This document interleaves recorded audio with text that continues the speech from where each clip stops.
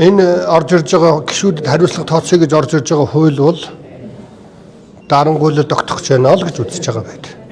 Одоо чи шүлсээ буруу хаялаа гэж л одоо татна гэсэн үг. Тэгэхээр Монголын ард түмнээс саналыг аваад гарч ирсэн бол Монголын ард түмэн тэрийгэ татаж унахдаг л бай. 4 жилийн дараа тэртээ би дүнгээ тавиулдаг. Тэр хүмүүсийн өмнөр хэн нэгэн хүмүүс цэц байна уу? Цэцийг хэн тавьд юм бэ? Улс төрчил тавьдаг ш. Том улс төрчил тавина. Цэцээр дамжуулж өнөөдөр улсын хурлд нөлөөлнө гэдэг бол улсын хурлын гишүүд ард түмнийхээ дуу хоолой биш. Яг оюутлогоо дээр шийдвэр гаргадаг шиг.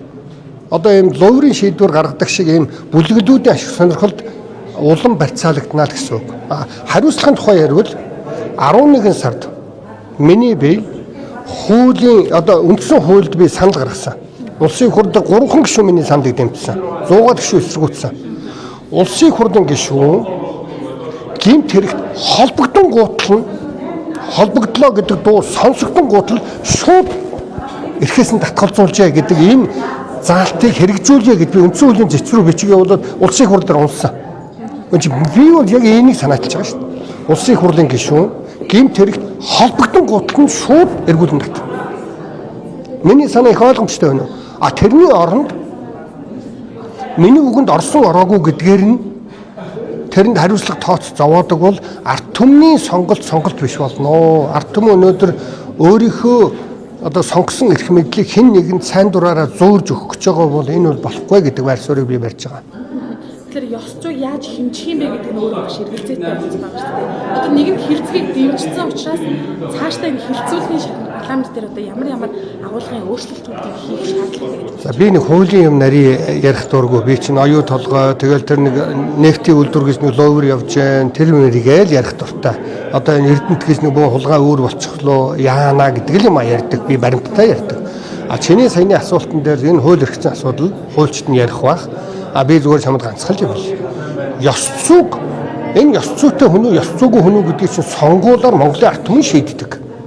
Тэрний өмнөр нь хэн нэгэн хүн шийдэх гэж оролдвол энэ парламентыг тараасан дээр.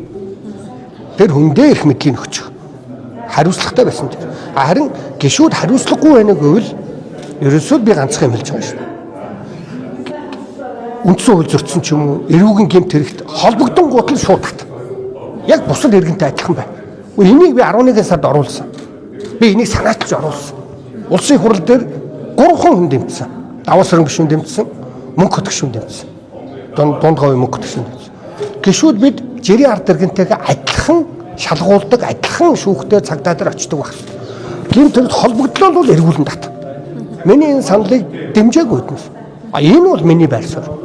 Сөрөг хүчин яг нэгдэж бас энэ хууль дээр парламентын ардчлалаа хамгаалж чадсангүй л дээ. Тэгэхээр энэ дээр бас таны хувьд намын гишүүдтэй хэр сэтгэл дундуур байна. Өнгөрсөн жил би үнэхээр ардчлалын төлөө үзэл санааныхаа төлөө чин сэтгэлээс би олон жил тэмцэжээ.